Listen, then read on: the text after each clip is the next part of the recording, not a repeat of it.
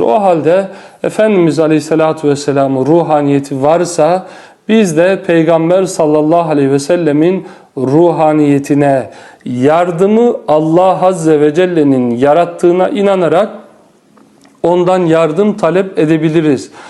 En birinci yol verilen hataların en birincisi Allah'tan gayrisine dua etmek. Allah'tan başkasından istemek. Herhangi bir ağaçtan, taştan, qəbirdən, mezardan veya övliyadan veya peygamberlerden veya meleklerden Allah'tan gayrisinden kömək istemek. Ve bu da en büyük hatadır, en büyük günahtır.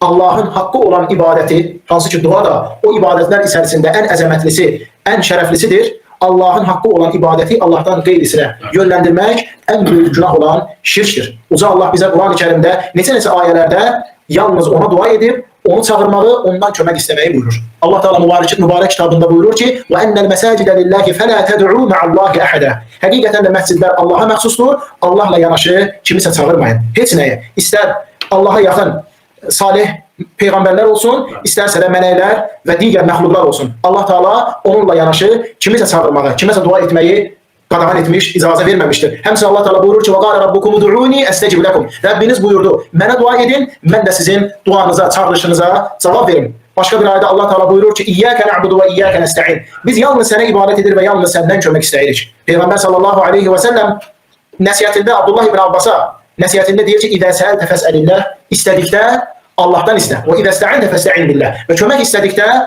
Allah'tan kömək iste. Demek Allah'tan gayrisindən yardım, kömək istemek dinimizde en büyük günah olan şirktir. Ve şirk yegane günahtır ki Allah Teala onu bağışlamır. Uca Allah Kur'an-ı Kerim'de buyurur ki: "İnna Allah la yaghfiru en yushraka bih." Hakikaten de Allah ona şerik koşulmasını bağışlamır. Başka bir ayette buyurur ki: "Ve men yushrik billahi faqad iftara ismen azima." Kim Allah'a şerik koşarsa o Allah'a iftira atmakla büyük bir günah etmiş olur.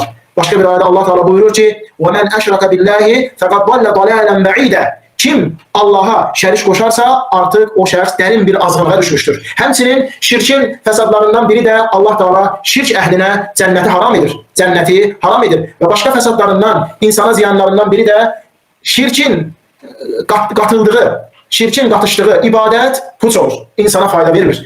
Ne kadar dua edirsə etsin, ne kadar sədəqə verirsə versin, qurbanlar kəsirsə kəssin. Eğer Allah'tan başkası için bunları edirsə, Allah'tan başkasının adına bunları edirsə, Allah'tan başkasının adına qurban kesip, nəzir verip, sədəqə verirsə, Allah'tan qeyrisine dua edirsə, ister səhərdən akşama kadar dua etsin, o ibadetinin ona bir faydası yoktur. Uca Allah Kur'an-ı Kerim'de buyurur ki: وَلَقَدْ أُوحِيَ إِلَيْكَ وَإِلَى الَّذ۪ينَ مِنْ قَبْلِكَ لَاِنْ أَشْرَكْتَ لَيَحْبَطَنَّ عَمَلُكَ وَلَتَكُونَنَّ مِنَ الْخَاسِرِينَ. Sənə ve senden evvelkilere bile vahiy olunmuştur. Ey Muhammed, sənə ve senden evvelki peygamberlere bile vahiy olunmuştur. Eğer şerik koşsan, emelin puç olacak ve mütlak ziyana uğrayanlardan olacaksın. Ona göre de insan alemlerin Rabbi, her şeyi gören, her şeyi eşiden ve her bir işten haberdar olan Allah qala gayrisinden yardım, kömək ve yakınlık istememelidir. Hansı ki onlar hiçbir şeye kadir değiller. Hansı ki onlar insana ne bir hayır ne de bir ziyan vurmaya kadir değiller. Allah Teala mübarek kitabında buyurur ki Hac suresinde: "Ya eyyuhen nasu duribe meselun festemi'u leh." Ey insanlar, bir mesel çekildi. Onu dinleyin. "İnnellezîne ted'ûne min dûnillâhi."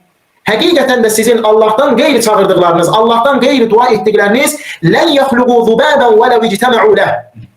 Bir milçək bile yaradabilmezler. Hatta onların hamısı bir yere toplaşsa bile. Allah'tan gayri bütün çağrılanlar yer üzerinde, Allah'tan gayri bütün çağrılanlar bir milçək bile yaradabilmezler. Hatta bunun için hamısı bir yere toplaşsalar bile.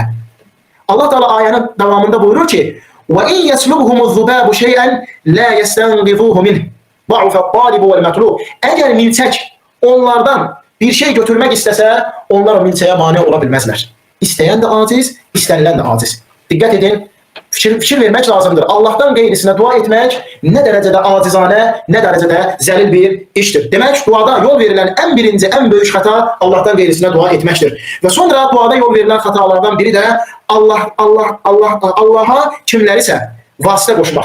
Peygamberleri, salihleri Allah'a vasıta koşmak, onların hürmetiyle, onların üzü suyu hürmetine, onlar sebebiyle, onların megamıyla Allah'a dua edip ondan istemek, bilməyimizdə fayda vardır ki, bu da dinimizde icazəli olmayan əməllərdendir. Çünkü biz öğrenmiştik ki dua ibadettir ve ibadetin de şərtləri vardır. En birinci şərti Necə duada da o ən birinci şərtdir. İxlaslı olmaq, yəni yalnız Allahdan istəmək. İkinci şərti isə Peyğəmbər sallallahu aleyhi və səlləmin sünnəsində, səhih hədislərində gəldiyi kimi Allaha dua etmək, gəldiyi kimi Allaha ibadət etmək. Və biz Quran-ı Kərimə və Peyğəmbər sallallahu aleyhi və səlləmin sünnəsinə nəzər edən zaman görürük ki, kiminsə hörmətini Allahdan istəmək, kiminsə xatirinə Allahdan istəmək haqqında bir dənə də olsun heç bir dəlil gəlməmişdir.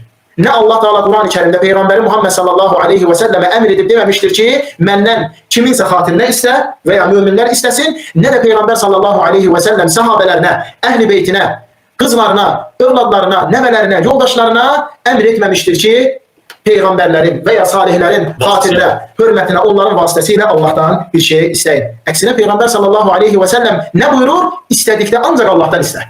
Qızım Fatimə deyir, Peyğəmbər sallallahu aleyhi və səlləm qızı Fatiməyə deyir ki, atan Peyğəmbərdir deyə arxayın olma.